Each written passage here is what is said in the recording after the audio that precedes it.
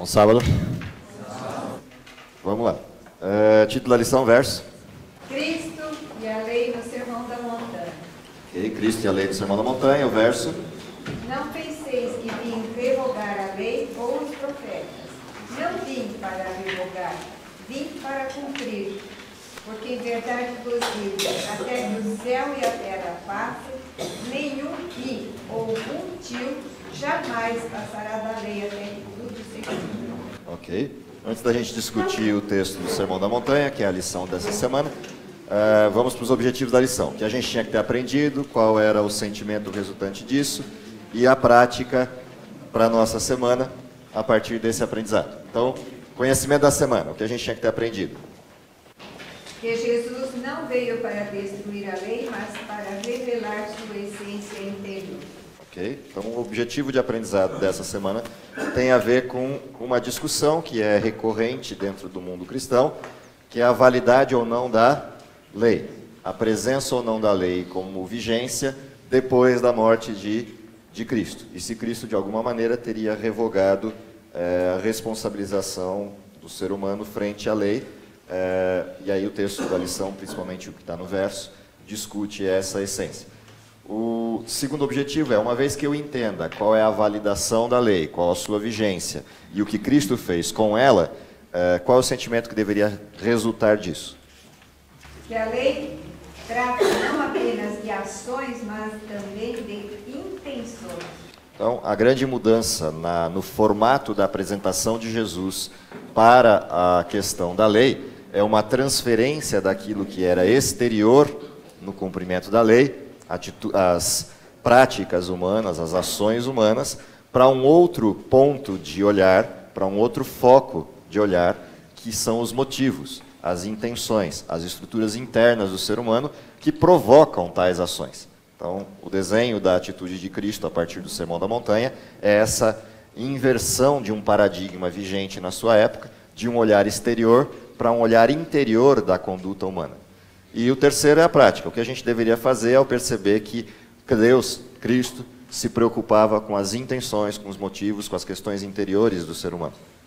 Manifestar ações, pensamentos e motivos guiados pelo Espírito, em lugar de conformidade apenas exterior.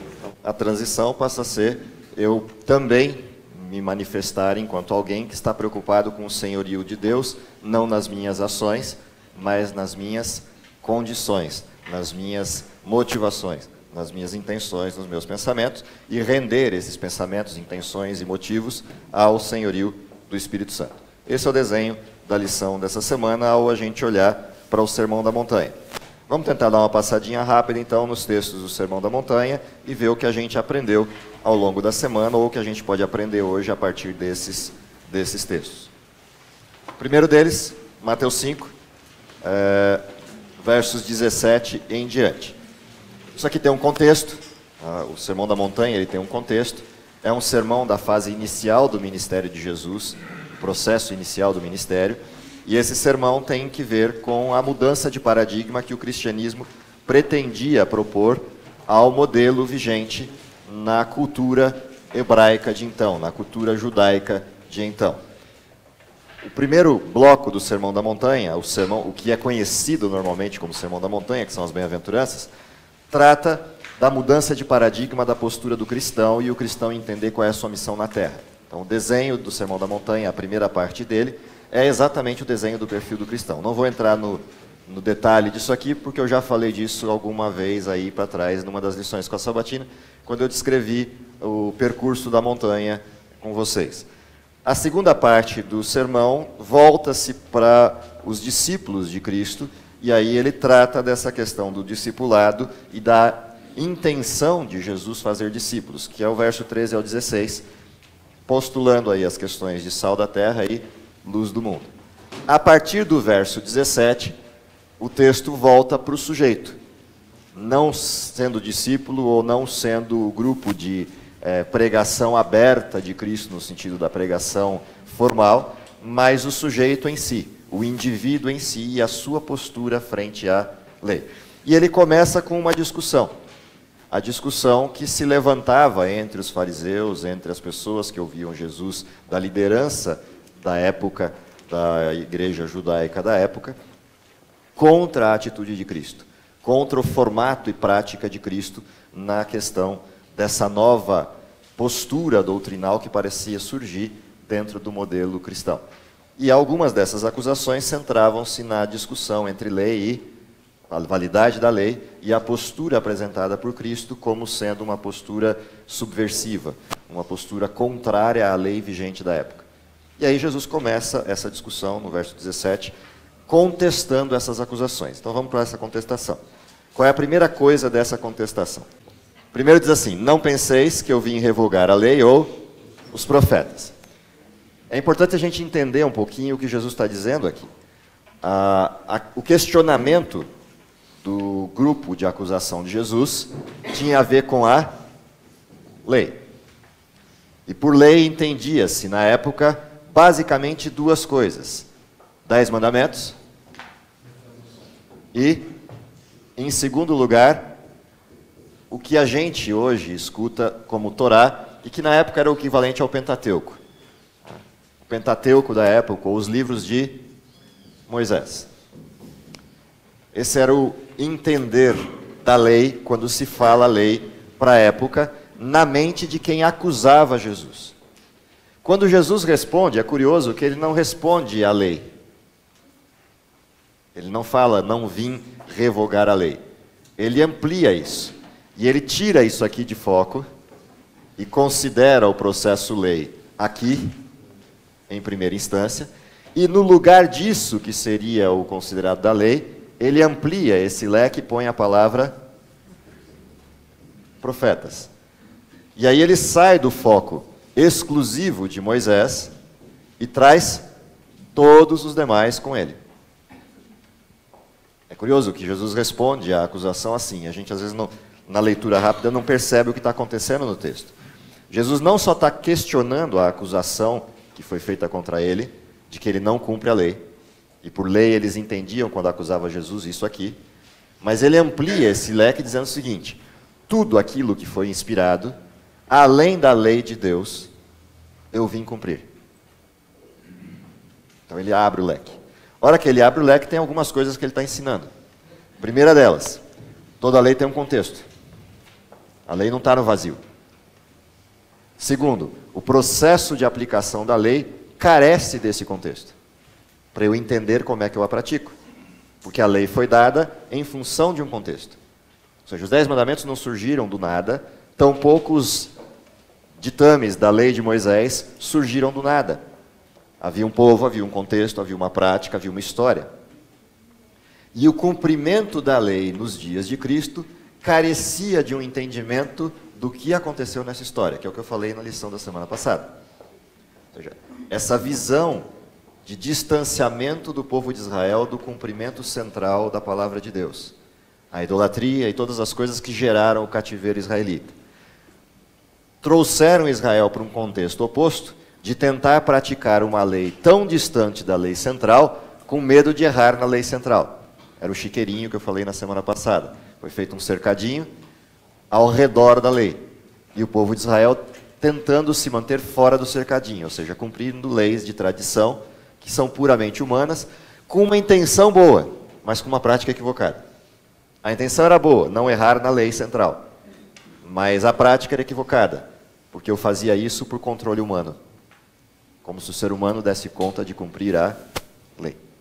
Então, esse é o desenho que se instaurou em Israel. Quando Jesus aparece em cena, o que ele começa a trazer à luz? As intenções. Então, quando ele diz, não vim revogar a lei ou os profetas, vim cumprir. Quando eu olho para os profetas, o que Jesus está cumprindo? Todas as profecias. As condicionais e as diretas.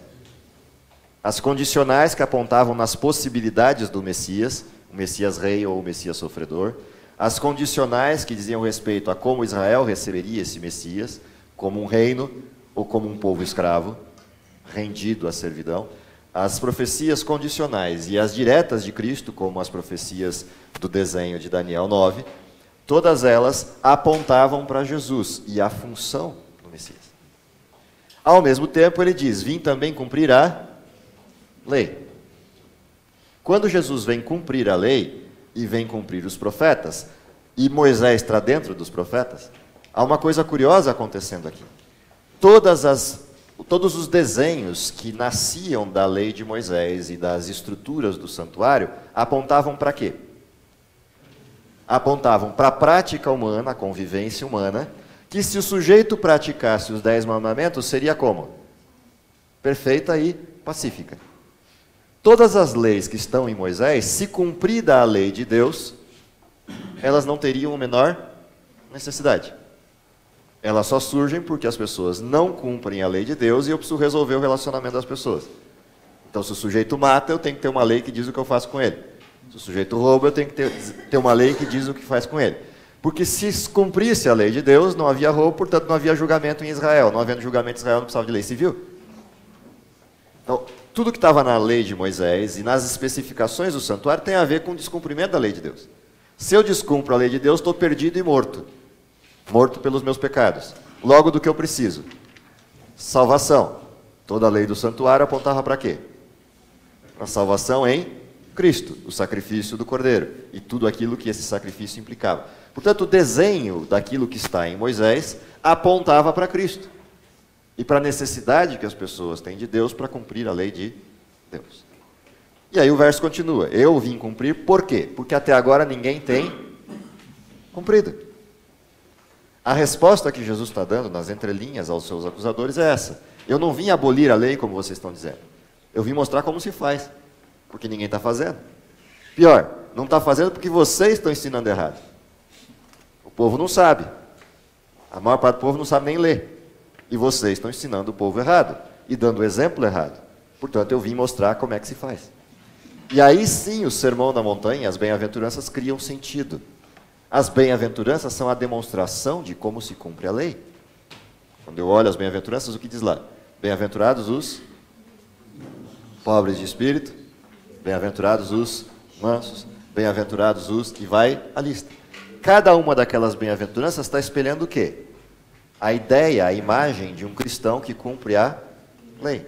Porque o resultado desse cumprimento da lei é o amor cristão, manifesto na vida do sujeito. Esse é o desenho. A partir desse desenho, como é que Jesus continua? Porque em verdade vos digo que até que o céu e a terra passem, nenhum jota e nenhum tio será tirado da lei. Por que Jesus não repete profetas? Percebeu? Mudou o tom. Nenhum jota e nenhum tio será tirado da lei, sem o quê? Sem que tudo nela se cumpra. Bom, então até quando vige a lei? Até quando a lei tem vigência? Não é sempre. Não é sempre. Até que céu e terra passem. Portanto, enquanto houver o quê? Enquanto houver céus e terra, e nós estamos falando de onde? Isso aqui. Esse planetoide aqui, tá? É daqui que nós estamos falando. Enquanto houver céus e terra, ou seja, enquanto não houver nova terra, novos céus, a lei está em vigor. O dia que houver novos céus e nova terra, então aí acontece o que ela falou, acabou o quê? O pecado. Se acabou o pecado, não precisa do quê? Desta lei. Desta lei. Porque que outra lei volta a vigir no universo? A lei do amor. Todos voluntariamente voltam a servir a Deus. Portanto, essa lei que pontuava o pecado some da vista. E a lei que não pontua o pecado, mas pontua o amor, volta a vigor, volta à vigência. Esse é o desenho da história que Jesus está relatando aqui. Quando se cumprir a última das profecias, a lei perde a sua validade. Entenderam o desenho? Aí o texto continua dizendo, aquele, pois, que violar um destes mandamentos, posto que dos menores, será enxergado como pelo reino de Deus? Também como o menor. E aquele que cumprir esses mandamentos, o que vai acontecer? Será enxergado pelo céu como o maior, o grande. Porque eu vos digo, e aí ele ilustra quem é esse grande, se a vossa justiça não exceder em muito a dos escribas e fariseus, de maneira nenhuma entrareis no reino dos céus. Entenderam o desenho? Ou seja, Jesus afrouxou o modelo? Não, ele pegou o modelo e tirou a água do parafuso. Ele apertou o modelo. Apertou em que sentido? Não adianta práticas exteriores com um coração torpe. Ele aperta o modelo e diz, eu quero salvação completa. Eu quero disposição de serviço. Eu quero disposição de amor. Eu não quero troca.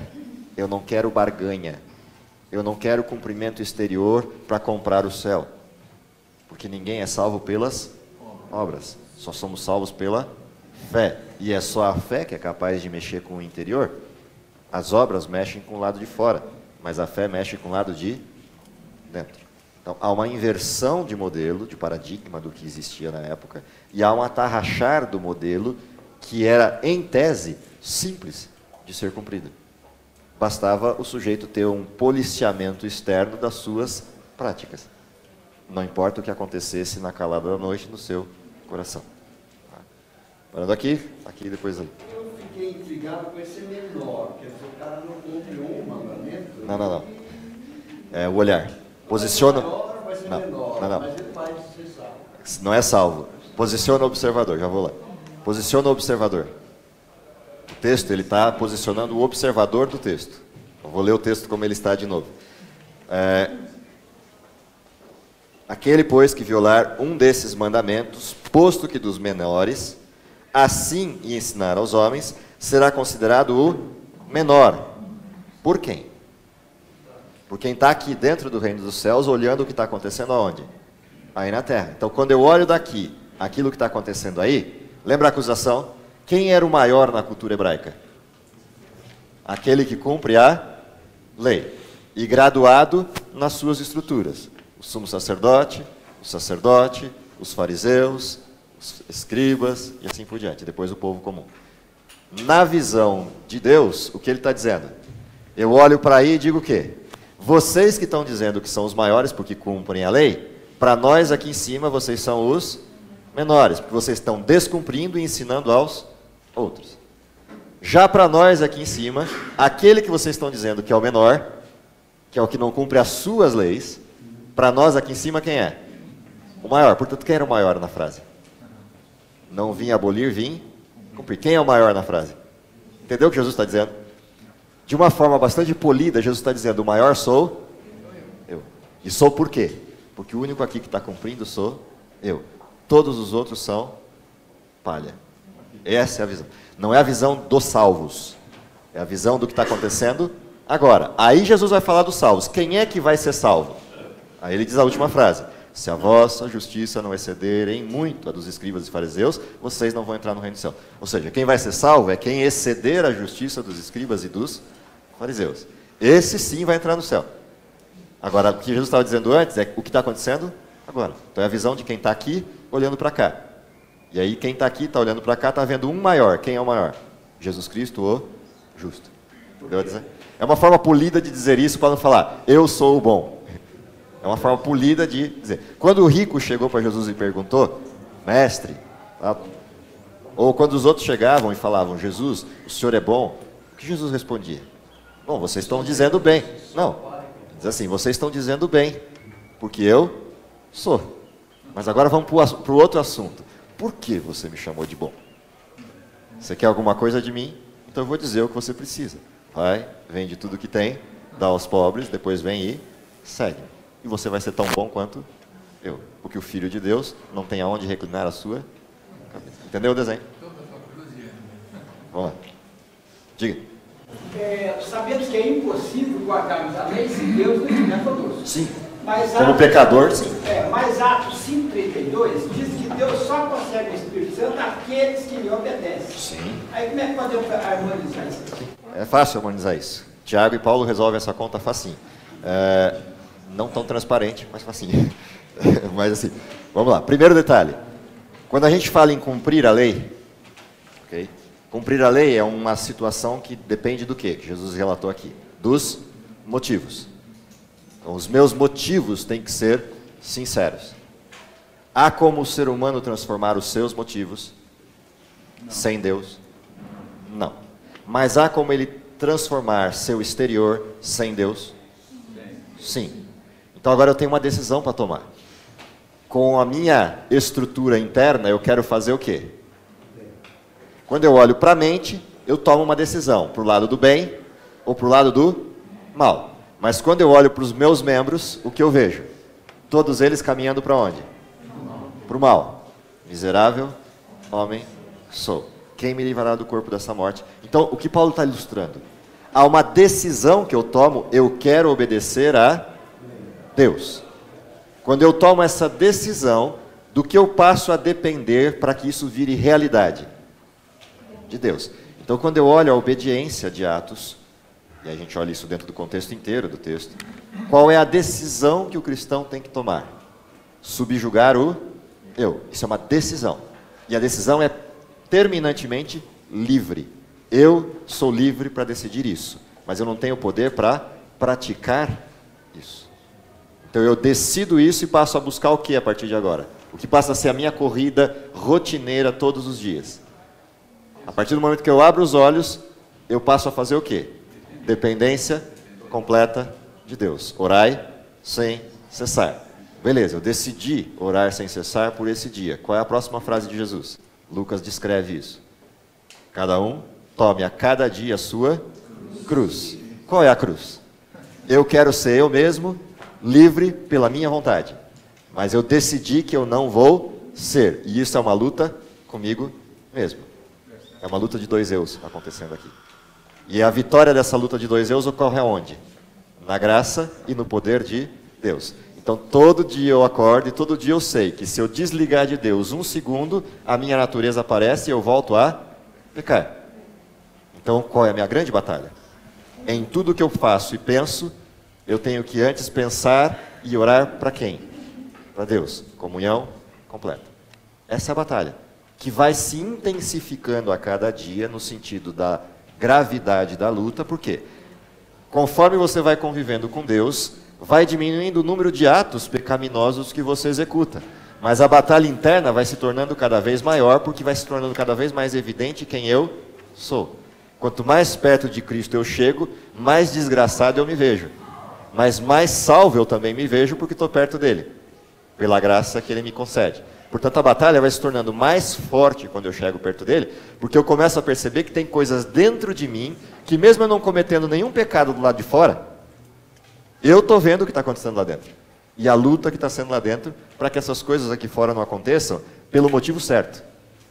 E, portanto, a batalha vai se tornando mais grave, embora a incidência dos erros vai se tornando cada vez menor. Um professor meu gostava de ilustrar isso como um para-brisa, um limpador de para-brisa. Quando você liga o limpador de para-brisa, já ligou numa chuva forte, que você liga no rápido, como é que ele fica? Tec, tec, tec, tec, tec, tec, tec, tec, tec, tec. Pensa na vida do cristão inicial, que descobriu Cristo hoje e vai começar a viver com ele. Do lado de cá está o pecado, do lado de lá está a salvação, a dependência completa de Deus. Acabou de ser salvo, como é que ele vive? Acabou de conhecer Jesus. Tec, tec, tec, tec, tec, tec, tec, tec, tec, tec. Ele vai aumentando a comunhão com Deus. Isso é só uma ilustração, para entender a lógica da pergunta. Aí ele começa a conviver com Deus. O pecado está aqui, a salvação está aqui. O limpador de para-brisa começa a fazer assim. Tec, tec.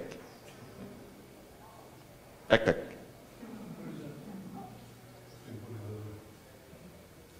Tec, tec.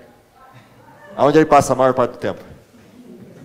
Mas aí ele desliga de Deus e bate uma gota de chuva. Pecado de novo. Entendeu? A comunhão com Deus vai fazendo com que o sujeito chegue a tal ponto de que você olha para ele e fala, não tem pecado nesse sujeito. Se você olhasse para Daniel, se você olhasse para João, depois da cruz, se você olhasse para Pedro, depois da cruz, se você olhasse para Paulo, depois da salvação, chega uma hora que você não vê pecado nesse sujeito. Parece que eles são perfeitos. São. Paulo olha para dentro dele e o que ele diz? Miserável e desgraçado o homem que eu sou.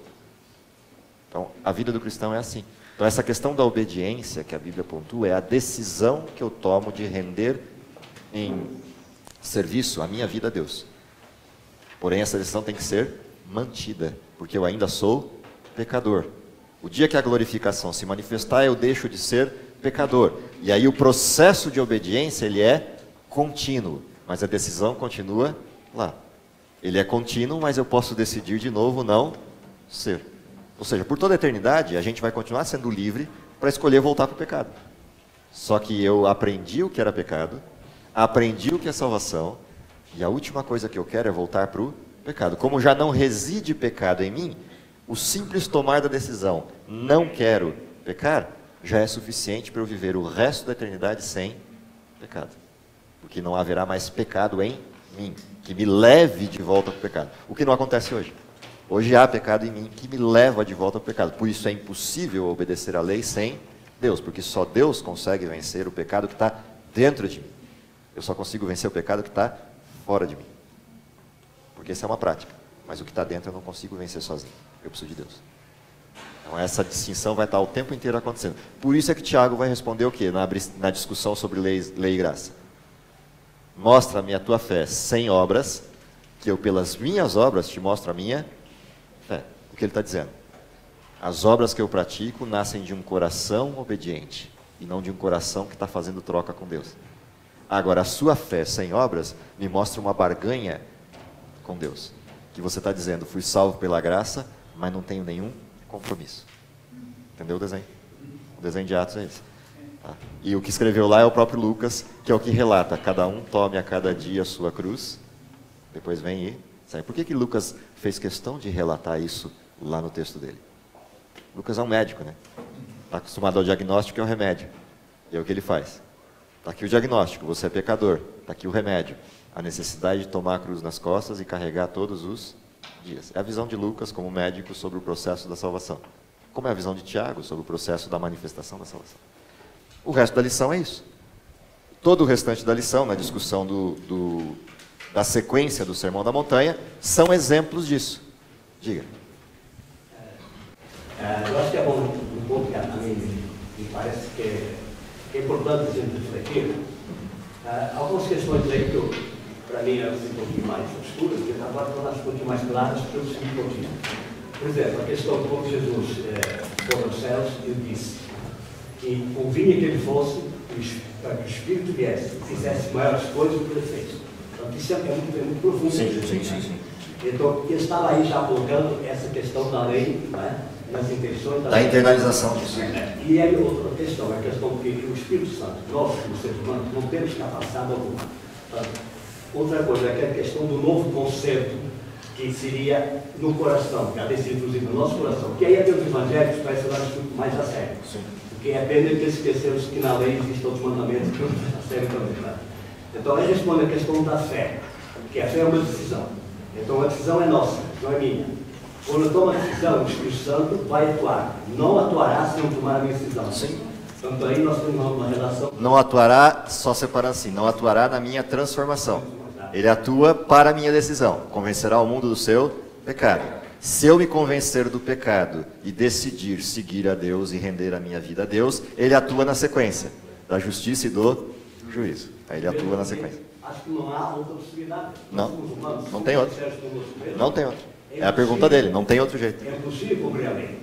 Então, se é possível, por que é que Deus coloca isso como uma questão de salvação? Aí entra então a ação do Espírito Santo. Já lá, o Espírito Santo é que vai nos convencer. Sim. Então, eu tenho que dar condições a ele que atua no meu coração. Sim. E é uma questão quase mais difícil. Sim. Nós temos que decidir. Sim. Constantemente. Rendição. Ao minuto, não é o dia, ao minuto. É rendição. Não tem salvação sem rendição. Eu tenho que render a minha vida a Deus. Não tem salvação sem isso. É rendição direta. Então o desejo de buscar Deus vem de Deus. Sim. Aí eu desejo, bom, quando eu olho lá para o texto de descrição de que até a fé vem de Deus, o que a gente está descobrindo? O que o pecado fez com a gente? Nos tornou o quê? Escravos. E escravo tem vontade? Tem escolha? Não tem. Escravo não tem escolha e não tem vontade. Isso é o que o pecado fez conosco. O que Deus recupera? Por que diz lá o texto de que até a fé vem de Deus? Porque o escravo não tem fé. O escravo é escravo. Ele acorda, trabalha, dorme. Acorda, trabalha, dorme. Acorda, trabalha, dorme. Trabalha para quem? Para o seu senhor. Feitor de escravos. Quando ele é liberto, ou é posto nele a possibilidade de liberdade, imagina que eu diga que existe uma possibilidade de ser livre. O que eu ponho no coração do escravo? Esperança. E aí ele vai buscar o quê? Liberdade. Mas se ele quiser. Ele não está livre. Mas ele tem no coração dele agora o que de volta? Esperança. Alternativa. Gênesis 3, os últimos 3 versos, são a descrição da esperança. Quando Jesus despediu Adão e Eva, o que ele fez? Matou um cordeirinho e falou, essa roupa que vocês têm não dá certo. Amanhã vai estar podre outra vez, tem que pôr outra. Então eu vou botar uma roupa que sirva. Matou um cordeirinho e revestiu com a pele. E falou, segue. Com a justiça de Cristo. Porque a pele do cordeiro é a pele do próprio Cristo. Então o desenho é esse. A partir desse desenho é que a gente tem os exemplos. Então quais os exemplos? Ouviste o que foi dito aos antigos, não matarás. Eu, porém, vos digo o quê? Então, ouviste o que foi dito aos antigos, não matarás, está onde? Sexto mandamento. Eu, porém, vos digo o quê? Tem um contexto, não tem? Qual é o contexto? O contexto é esse. Bom, o que era matar na visão dos profetas? Qualquer que chamar o outro de raca, tratar o outro com rispidez, ter intenções impuras no sentido do malefício do outro, já matou o outro, só não fez. Só não teve a oportunidade de dar o tiro. Mas já matou. Portanto, matar, de acordo com a lei, era praticado como pelos fariseus? Não dar o tiro. Mas tornar a vida do outro uma desgraça é tremendamente permitido. O que Jesus tira? Tira esse parâmetro e volta ao parâmetro correto. A motivação que leva a matar é que é o problema, e não o matar. O matar é só a cereja do bolo. Toda a motivação prévia do matar é que é o problema. E nisso, a próxima discussão que vai aparecer depois lá embaixo, na lei da retaliação, ilustra o segundo fato, o segundo momento disso. E se matou? Lá na lição de quinta ou sexta-feira? Que sexta? Não, quinta-feira. Quinta-feira, a lei da retaliação. Lá na lei da retaliação, o que vai aparecer? Se eu mato, o que acontece? Quem matou, recebe o mesmo castigo. Matou, morreu. Bateu, levou. Furou o olho, tem o seu furado. Esse era o desenho do quê? A gente olha para essa lei, bom, essa lei estava presente em quase todos os códigos da época. Código de Hammurabi, que é um dos mais antigos, tinha isso, olho por olho, dente por dente, que é a citação que Jesus faz. Mas essa citação de olho por olho, dente por dente, migrou para a lei de quem? Para a lei mosaica. E por instrução de Deus. Agora, a instrução de Deus de matou, morreu, era porque Deus queria o castigo de quem matou, morreu? Não. Por que foi dada a lei da retaliação? Porque a tentativa humana era matar, morrer? Não, o ser humano queria fustigar o sujeito antes de morrer. O ser humano nunca quer um castigo igual àquele que foi o ato. Ele quer sempre mais. Então, se ele matou, agora eu vou fazer o desgraçado sofrer até morrer. Porque só matá-lo é pouco. Então, a lei da retaliação é uma lei de graça. Não é uma lei igual ao código de Hammurabi, de bateu, levou. A lei de Deus é a restrição do mal. E ela tem excedentes, ela tem exceções dentro dela. Se o sujeito matou e acha, por algum motivo, que fez isso sem querer, ou sem o motivo que os outros acham que ele tinha, que direito ele tinha de fazer? Tinha algumas cidades chamadas cidades de refúgio. E ele podia fugir para lá e ficar lá. Dentro da cidade ele estava absolutamente protegido da lei que dizia matar, morre. E aí ele tinha direito ao quê? A um julgamento justo. Diante de que lei? Esta lei. E aí, baseado nesse julgamento, a graça poderia ser manifesta outra lei. Então, todo o desenho da lei de Moisés, ele tinha uma aplicação dessa natureza. Só que isso foi sendo distorcido no tempo. E Israel se tornou igual às nações vizinhas. Se tornou cruel, se tornou vingativo, iguais às nações vizinhas. E é essa razão também pela qual Jesus diz, eu vim cumprir a lei e os profetas. Há um contexto e uma prática. Vocês só receberam leis civis por causa da dureza do vosso coração. Se o coração de vocês não fosse duro, não precisava de leis civis. Vocês dependiam exclusivamente de mim. Mas vocês passaram a não depender de mim, logo precisam de leis civis. Leis que rejam a prática de vocês. Diga. São duas perguntas dentro da mesma pergunta. Resposta dentro da mesma pergunta. Quando Jesus eles perguntaram a Jesus, bom mestre, ele falou assim, por que me chamas bom? Mas em outras passagens ele diz que ele é bom. Sim. E realmente ele é bom mesmo. Agora, a Bíblia diz também que Deus olha desde os céus para a terra, contemplando os bons e os maus. Sim. Contemplando os bons e os maus. Então significa que tem bom, né? Sim. Então, Se você olhar para o texto de Jó... Jesus também é bom, ele em outras passagens diz que ele é bom. Né? E ele, mas para a resposta dele, ele diz, por que ele chama de bom? O bom é só o Pai. Sim. Mas por que ele está olhando ali? Qual é a questão que ele está olhando ali? Se você olhar a pergunta que foi feita e o motivo da pergunta, a resposta sempre está alinhada ao quê? A pergunta. Se você voltar lá no texto e olhar por que a pergunta está sendo feita, bom, a partir de que motivação? A comparação do mestre com os outros mestres.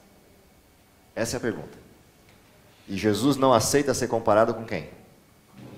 Com qualquer outro mestre. E aí eu vou dizer por quê. Vou matar quem não assistiu o culto, mas tudo bem. A primeira passagem de quem assistiu o culto foi essa. Jesus não se dava, eu não vou alongar para não matar o sermão do meu amigo professor Paroski. Mas assim, a primeira coisa que aparece no sermão, para quem for assistir lá, é um texto que diz assim, Jesus não se dava confiança aos outros. Por que não se dava confiança? Diz o texto lá. Quem prestou atenção no culto aí? Porque ele conhecia o quê? A natureza humana. A resposta de Jesus, por que me chamas bom, está não por causa dele ser bom. Está por causa do sujeito que perguntou que não é bom e a sua intenção na pergunta não era boa. A sua intenção era, eu te chamo bom para você me chamar de bom igual a você. E aí Jesus tira o foco da pergunta e diz o quê? Bom, tá lá. Por que você me chama de bom? Você está reconhecendo que eu sou igual a ele? Ou você está reconhecendo que eu sou igual a você? Entendeu a resposta? Quem entendeu a resposta? Só, na congregação toda que estava ali. Só ele. Só ele. O que Jesus falou? Jesus podia ter chegado para ele e desmascarado ele. Jesus fazia isso? Não. Jesus provocava o pensamento do sujeito para ele ter a liberdade de escolher. Aí o sujeito desviou. Quando o sujeito desviou, o que ele faz?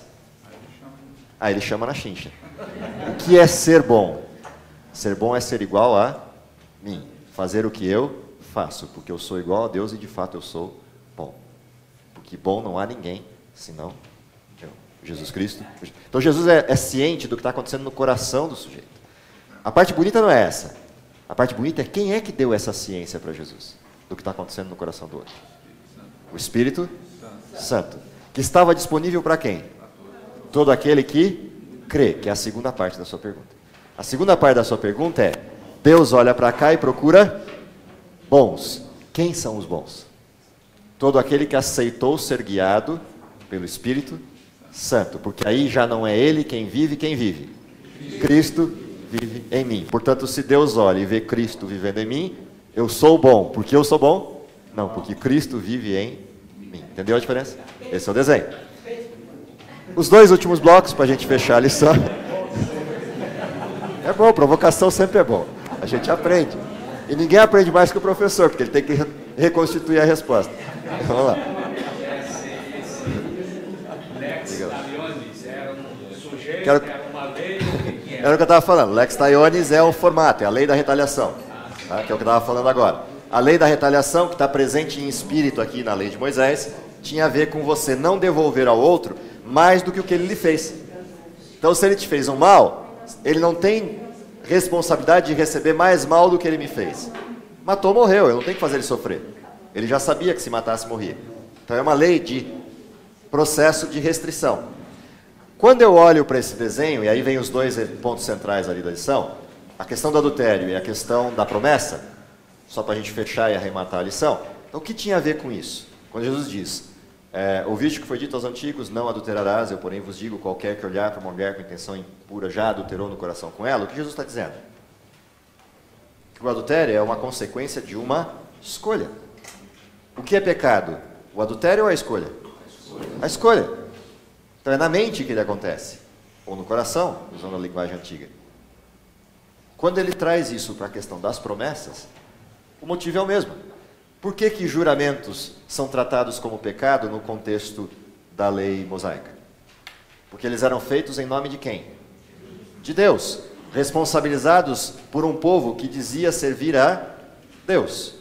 Portanto, aquelas promessas seriam consideradas pecados feitas nessa questão, nesse formato do juramento diante de Deus, e não cumprida, porque se não cumprida, quem não cumpriu? Deus.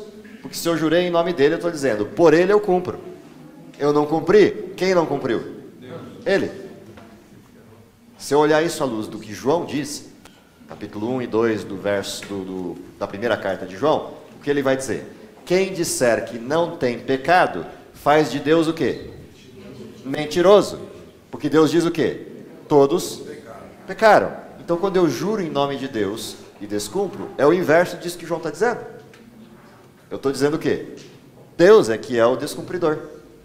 E, portanto, eu faço de Deus um mentiroso. Nivelo Deus por mim. Então, o desenho do que Jesus está resgatando em Mateus capítulo 5, em todas as discussões que aparecem na lição, é a que medida eu olho as minhas intenções. E a que medida eu rendi o meu caráter, minha formação, minha postura a esse Deus. O quanto eu reconheço que sou pecador e o quanto eu reconheço que sou dependente de Deus.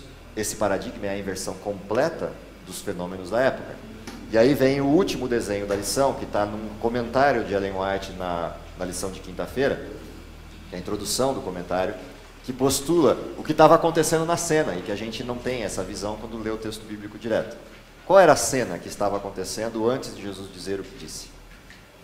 Tinha uma milícia romana inteira lá, postulada, sentada a uma certa distância, e de repente ouve-se a trombeta.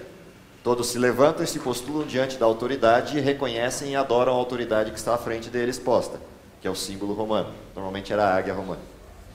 Quando eles se levantam para aquilo, recebem as ordens, que cada um saia para executar os seus postos e se distribuírem nos postos de guarda. Quando eles saem, passam perto da multidão que está ouvindo Jesus. E a multidão que está ouvindo Jesus vê aquela milícia, vê o pessoal vindo, e a milícia chega, e como bons zombadores que eram de judeus, o que eles fazem?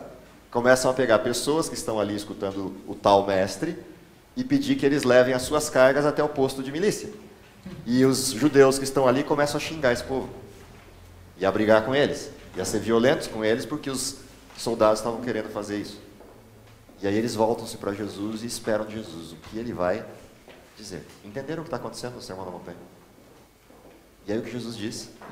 Quando alguém te bater numa face, oferece-lhe a outra. Jesus está condenando a lei da retaliação? Não. Porque a lei da retaliação foi dada para quem?